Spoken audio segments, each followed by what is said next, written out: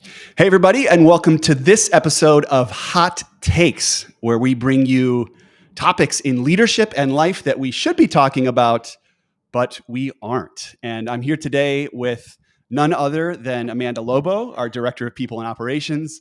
Amanda has a lot of hot takes. I sure do. I have been on the receiving end of so many of them. But today she's bringing us two hot takes. Amanda, give us your first hot take. All right, we're diving right in. Okay. Let's do it. My first hot take is that the treadmill is the worst piece of cardio equipment ever made. Ooh, that's a hot take. That's a hot take. So before I explain, I'm going to ask you a couple questions. Can you play ball with me? Absolutely. Let's Okay. do it. And as a runner who in Chicago feels like sometimes my only option is on a treadmill, I'm interested in this hot take. My hope is to sway you to Let's do it. drop some knowledge in you today. Okay, so picture yourself. It's July. You're out on the lake. Yep. You've started your watch. You're going to start your run. Yep. Start moving your feet. What does your upper body have to do to start running?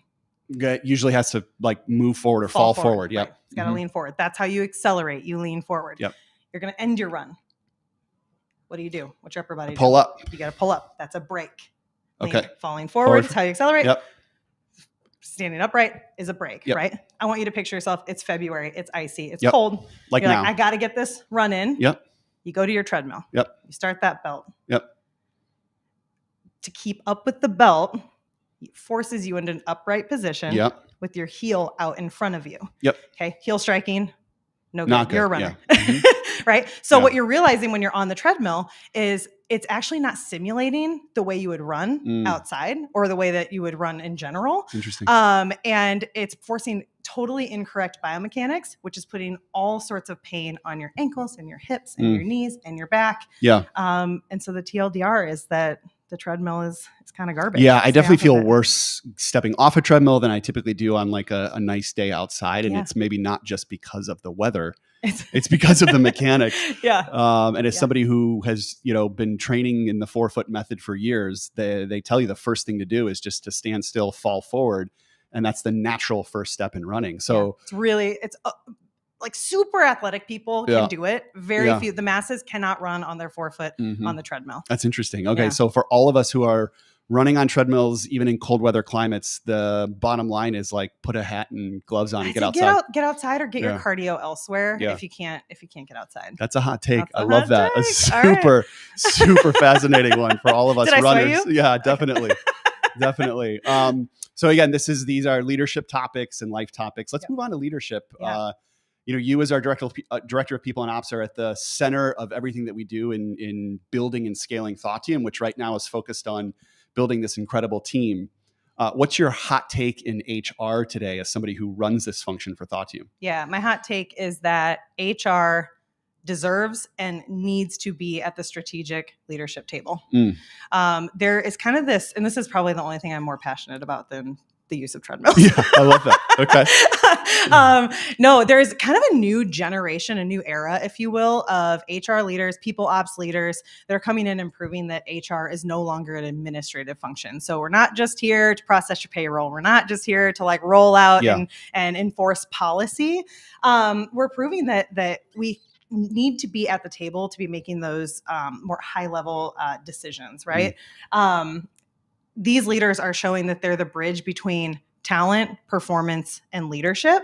And if you have a great HR leader, they're keeping the pulse on your human capital, right? Mhm. And if that voice isn't represented at the strategic leadership table, you're losing the voice of your people, right? Yeah. We know now, especially in this post-COVID kind of world that we're living in, culture is not a nice to have. It's a requirement to keep people engaged, to keep your workforce happy and excited about, showing up to work every day. Yeah, it's interesting. I mean, I think it's a conversation that we've, been trying to have for many, many years in terms of, HR having that spot at the leadership table. Maybe over the last 3 or 4 years, we've realized that it's a requirement. Yeah. And I know we have here at Thoughtium. So, Amanda, as we build and scale Thoughtium, we've added new people to the team. We've added new structure and governance and strategy in place to support our people, whether that's through employee benefits or even just building culture and DE&I here at Thoughtium. Totally. One of the first things that we decided, and it was a no-brainer, was to ensure that our head of people and operations was on the leadership team. So it's been great to have you literally at the table making some of these big decisions for Thoughtteam, what are maybe some other ways that we've been able to kind of demonstrate the power of having HR at the table with us? Yeah, honestly, I think it's the big stuff that you're mentioning, but it's also the really little things, especially like on a small team like ours, where we genuinely care and want like the voice of our team represented. It's pausing and making sure you have that person at the table to say, wait, have we thought about how this might impact this person? Yeah. Have we thought about how this policy might play out in this situation? Because we're moving fast and all of us are wearing different hats and playing at different altitudes at all time. And so it's really important that someone is literally responsible for bringing that voice forward and having our eye on it and running the behind the scenes ground game that comes with making sure that like everyone on your team, whether you're a big organization running a small team or, an actual small business, it's just so critical that someone has their eye on that and it's in their responsibility set. Yeah. And you would think too, with such a small organization that, the leadership team, there's 4 of us on the leadership team, we all have such a great pulse of everything that's going on, but there is nothing can be a substitute for somebody who is almost exclusively focused on the well-being, the effectiveness and the performance of our people. And so, I've benefited as a leader of having you, the voice of the team, at the table in every decision we make, from putting together performance and IC plans to drafting strategy for the year ahead to actual people discussions. Yeah.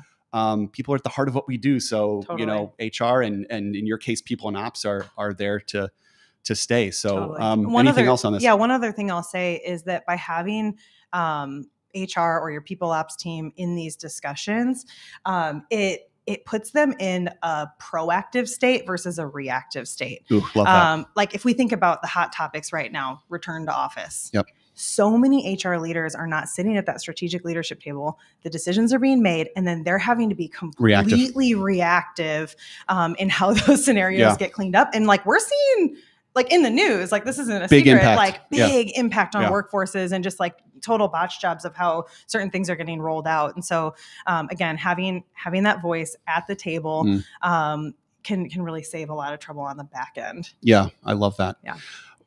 Amanda, we so appreciate you being not only at the table, but also being the voice and the face of the heart of Thoughtteam, which is our team. Thank you so much for the role that you've played here. Thanks for giving me a seat. Absolutely. Thank you for all of your hot takes.